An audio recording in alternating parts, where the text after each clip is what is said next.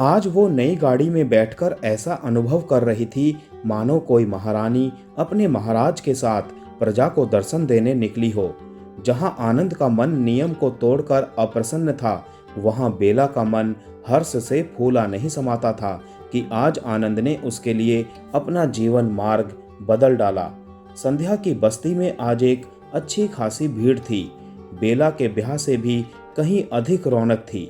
इस अवसर पर मिलने जुलने और सगे संबंधियों के अतिरिक्त शहर के चुने हुए व्यक्ति भी सम्मिलित थे। संध्या उत्साह और उल्लास से भरपूर कभी कभी दृष्टि उठाकर आनंद की ओर देख लेती, मानो उससे पूछ रही हो, क्यों, कैसा रहा मेरा ब्याह। उधर बेला को ये भीड़ अच्छी नहीं लग रही थी और वो सबसे अलग एक कोने में जा बैठी। फीता कटा, तालियों का शोर उठा और लोग कारखाने के भीतर प्रवेश करने लगे। हर ओर बड़ी बड़ी मशीनों के साथ मजदूर एक जैसी वर्दी पहने खड़े थे। भीड़ के आगे आगे नन्हे पासा उजले कपड़ों में लड़खड़ाती हुई टांग को खींचते हुए बढ़ रहा था। जिस मशीन मैन को वो संकेत करता, मशीन चलने लग जाती और फिर वो लोगों को उस मशीन का काम और उसके चलने का ढंग समझाता। मशीन का निरीक्षण करते हुए सब नीलकंठ पर जा रुके। सबने सामने दीवार पर खुदा हुआ यह शब्द दोहराया। आनंद को लगा मानो कोई जीवन के पन्ने पलटकर बीती हुई बातों को दोहरा रहा हो। देखने वाले इस सादी और सुंदर कुटिया की प्रशंसा कर रहे थे। कैसी लगी कुटिया? संध्या ने आनंद को संबोधित करते हुए पूछा। अपने विचारों में खोया वो चौंक सा उठा। उसके माथे पर पसीने के दो एक कतरे झलक आए, पर सहसा ही वो अपने पर अधिकार पाते हुए बोला, सुंदर, बहुत ही सुंदर। क्या सुंदर? पास खड़ी बेला ने बीच में बोलते हुए पूछा। यह घर, नीलकंठ, काश मैं भी एकांत में ऐसा घर बना सकता। आनंद ने संध्या की ओर देखते हुए बेला को उत्तर दिया। तो निश्वास क्यों भरते हैं, एक हम भी बनवा लेंगे। संध्या ने अनुभव किया जैसे आनंद की यह बात बेला को नहीं भाई। अवसर को भांपते हुए उसने नम्रता से कहा, घर की सुंदरता में क्या रखा है, सुंदरता तो मन में होनी चाहिए। अभी पार्टी समाप्त भी नहीं हुई थी कि बेला और आनंद ने जाने की अनुमति मांगी। उन्हें किसी और पार्टी में सम्मिलित होने भी जाना था। वहां से दोनों सीधे कल्याण की ओर चल पड़े, जहां हुमायूं और दूसरे साथियों ने पिकनिक का प्रोग्राम बना रखा था। एक रंगीन सभा, प्रकृति की गोद में नृत्य और संगीत, फिल्मी लोगों का निजी जीवन भी इन्हीं रंगीनियों से भरपूर रहता है। बेला को ऐसी सभाएं बहुत प्रिय थी। हंसते खेलते इन्हीं बातों में दोनों पूरी गति से उड़े जा रहे थे, जैसे धरती से दूर किसी और मन भावनी मंजिल की खोज में हो। नई गाड़ी, नई बीवी और जवान उमंगे, जब तीनों का मेल होता है तो खलबली सी मच जाती है। यह दशा थी। उसकी मन में भावनाओं का तूफान बढ़ता गया और उसके साथ गाड़ी की गति भी। अब वो बस्ती से बहुत दूर निकल चुके थे। गाड़ी की गति से बेला का हृदय बिल्लियों उछलने लगा। आसपास भागती हुई हर वस्तुएं ऐसी लगने लगी मानो उसकी कामनाओं की बारात सड़क के दोनों ओर उसके स्वागत में फूल बरसा रही हैं। सहसा वो उछल पड़ी और चीख निकल गई। सामने से आते हुए ट्रक ने तेजी से मोड़ काटा। आनंद अभी संभल भी नहीं पाया था कि दोनों एक दूसरे को बचाते सड़क से नीचे उतरकर आपस में टकरा गए। धमाके के साथ ही आनंद ने ब्रेक लगाया, परंतु गहराई न होने से गाड़ी न रुक सकी। उसने शीघ्र बेला को कूद जाने का संकेत किया। उसके साथ ट्रक एक पेड़ के साथ जा रुका और कार पलट गई। आनंद ने फुर्ती से ब्रेक छोड़ दिया और दरवाजा खोलकर जमीन पर उगी झाड़ियों को मजबूती से पकड़ लिया और गाड़ी को नीचे जाने दिया। बोझ अधिक होने से झाड़ियां उखड़ गई और वो लड़खड़ाता हुआ एक गड्ढे में जा गिरा। बेला भागी भागी आनंद के पास आई, जो पीड़ा से कड़हा रहा था। ट्रक का ड्राइवर और सड़क पर काम करने वाले कुछ मजदूर भी उधर भागे। बेला ने उनकी सहायता से आनंद को खड़ा करना चाहा, परंतु वो उठ ना सका। बेला ने अपने घुटने पर उसका सर रख लिया और उसके माथे पर आई चोट को अपने आंचल से साफ करने लगी। दूसरे आदमियों ने दौड़कर एक कार को रोका और आनंद को उसमें डालकर अस्पताल ले गए। निरीक्षण हुआ तो पता चला कि आनंद की दाई टांग में फ्रैक्चर हो गया है। अब क्या होगा? घबराओ नहीं, सांत्वना देते हुए डॉक्टरों ने कहा और भीतर ऑपरेशन हॉल में चला गया।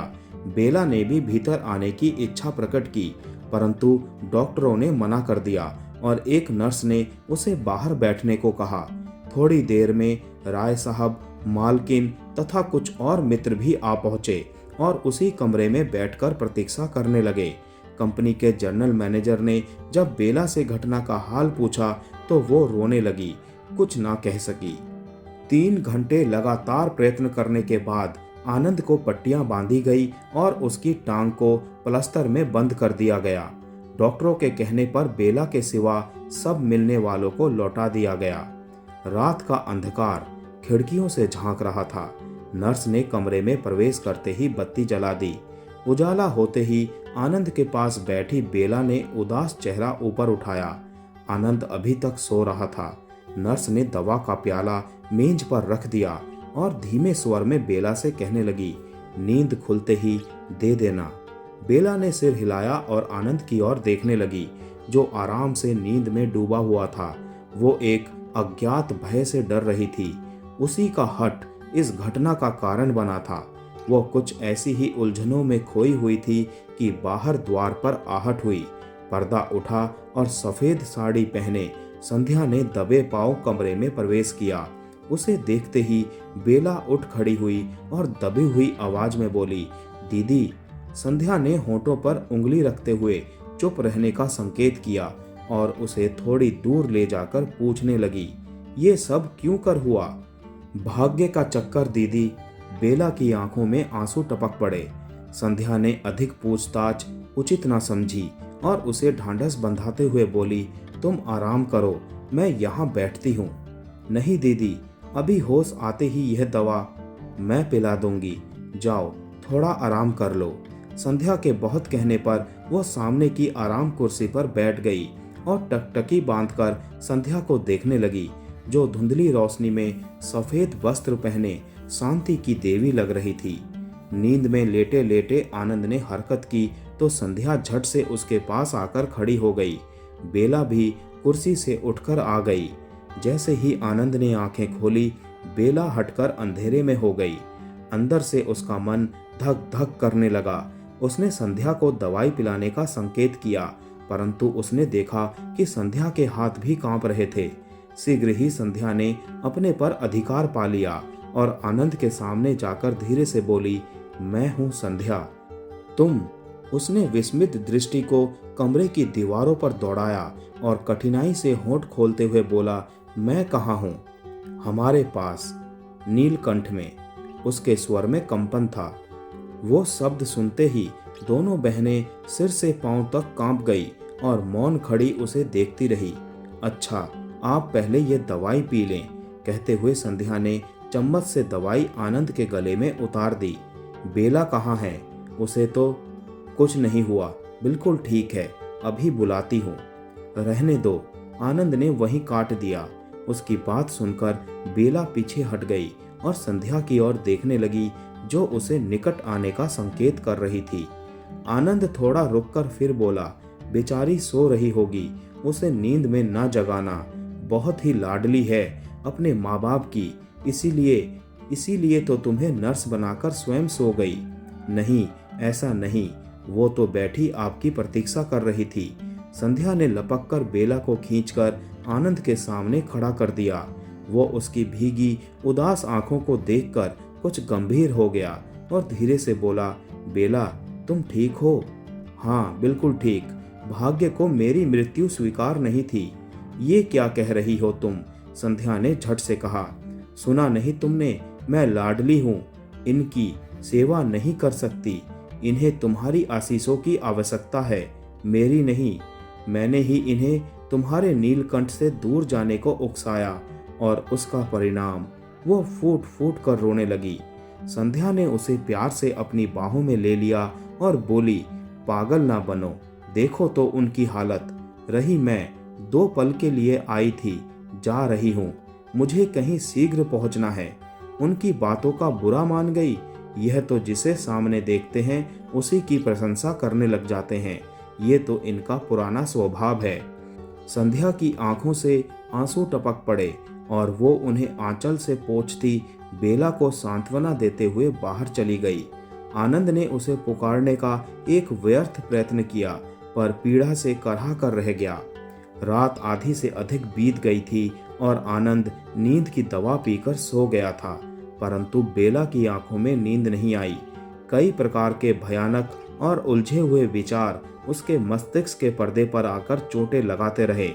उसे अपने यौवन और अपनी सुंदरता पर घमंड था, पर आनंद का चंचल मन फिर संध्या की सराहना करने लगा। आखिर उसमें कौन सी ऐसी आकर्षण शक्ति है जो हर दिन हर थोड़े समय बाद आनंद को उधर ले जाती है। उसे यूं अनुभव होने लगा जैसे आनंद किसी समय भी उसे छोड़कर चला जाएगा, पर यह उसका भ्रम था। उसी के मन का चोर उसे भय की जंजीरों में जकड़े हुए था, वरना आनंद वो तो स्वयं उसका बंदी था।